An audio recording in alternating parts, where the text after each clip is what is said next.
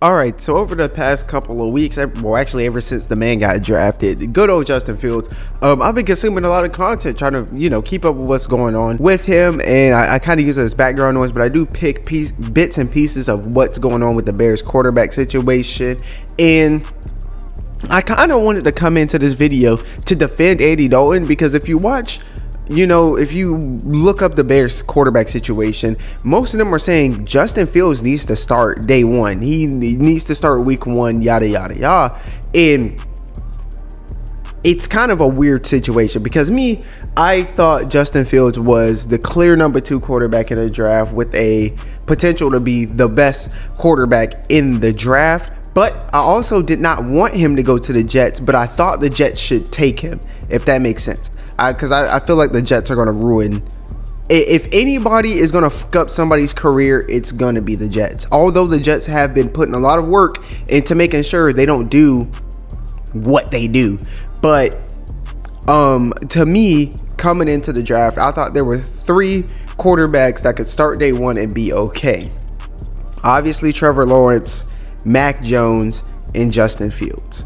But honestly, if we're keeping in a stack, all the quarterbacks drafted in the first round can be good.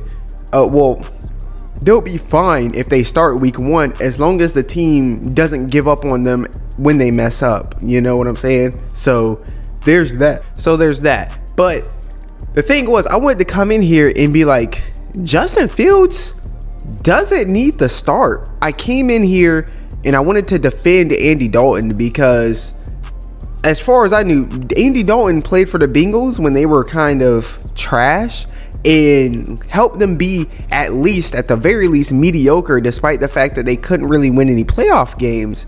And I came in here and I wanted to defend him and be like, because the media has talked so much about him being below average and not performing in big games and yada yada yada, he's not that good of a quarterback, that whole 9 yards. And I was like, as a person who comes on here to try to tell you, like, hey, don't listen to just what they're saying, don't listen to what the media is saying, branch out, form your own opinion, listen to a variety of different perspectives. I became to only listen to the media's perspective of Andy Dalton, which is saying that he's trash and he should be a backup quarterback. He's basically Nick Foles, right? Well, I went on here and I was like, let me look up some stats to try to prove my point, and they will be popping up on screen. But Andy Dalton has played a handful of years. It looks like about 9. And he is not, 2 times he has had over a 90 passer rating, which is okay, but he's been in the 80s, which is good. From the little bit I know, that is at least average or above average. Not bad whatsoever. Pretty good, But another thing is he has a very not a very impressive touchdown to interception ratio. He's actually had only 1 season where he had 7 or less interceptions, and that was 2015. I'm looking here, which honestly right now is looking like his best season. I mean, there is the 2013 with 33 touchdowns, but he had 20 freaking interceptions, and people give Jameis Winston crap. But anyways, but 25-7, 18-8, and then last year 14-8. So he throws a lot of interceptions. He throws a decent amount of interceptions. So I was like, hold on, I want to defend Andy Dalton, but is he even better than Mitchell Trubisky? So then we switch over to Mitchell Trubisky, and he has things that Andy Dalton didn't even have. He has 2 seasons of 90 passer rating or higher, and he has, they throw about the same amount of interceptions. Mr. Trubisky had, these are the last 4 years, 8, 10, 12, 7.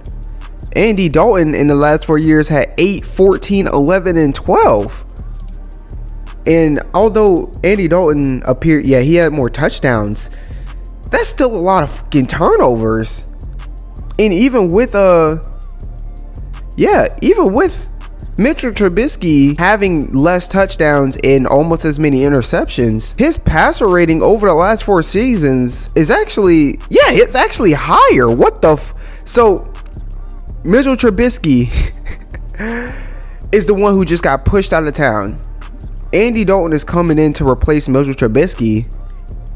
But if we're keeping it a stack, he's actually worse. And I know Mitchell Trubisky is pointed out to be like, you know, Nathan Peterman.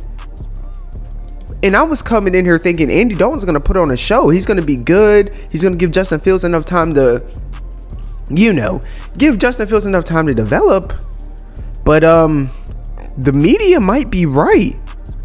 Because statistically, and I know stats don't tell the whole story, but it does give you a good fucking basis for it. Mitchell Trubisky is better than Andy Dalton. So with that being said, I don't know about week 1, but Justin Fields might have to start for the Bears. Like, he might have to win this job, because honestly, if Andy Dalton starts, you're getting Mitchell Trubisky that throws at max 4 more touchdowns. So yeah, this is going to have to like eventually go to Justin Fields. Now I know players change every year. We've seen it with like Ryan Tannehill. He goes to Tennessee and he's in the playoffs every year ever since. You know, we saw Brady, obviously it's Brady, but go from the Patriots getting out in the first round to Super Bowl champion. So quarterbacks can change with scenery. All right, we saw Carson Palmer do it. It took him changing scenery a couple times before it, but you know, he changed scenery and went to the playoffs and nearly won a Super Bowl type beat. So maybe Andy Dalton can revive himself and be the red rifle. But honestly, it's Mitch 2.0. And I wanted to come in here to defend Andy Dalton and be like, yeah, you know, they're painting him out as this average quarterback who's not very good, you know, not able to run this scheme, but he gets a new offensive coordinator in Matt Nagy, who's pretty good, pretty well accoladed, but no, he's not. Damn, that's tough, Andy Dalton. I don't watch as much football as these other platforms, but I do know enough to have a pretty educated opinion on these situations. And right now, I still think Andy Dalton at the very least should start week 1, but we do get a preseason this year, so I guess it depends on the preseason. But week 1, I would not be panicking if Andy Dalton is starting. All right, that's the safest way to do it. But yeah, I'm starting to agree with them. Justin Fields might have to take it.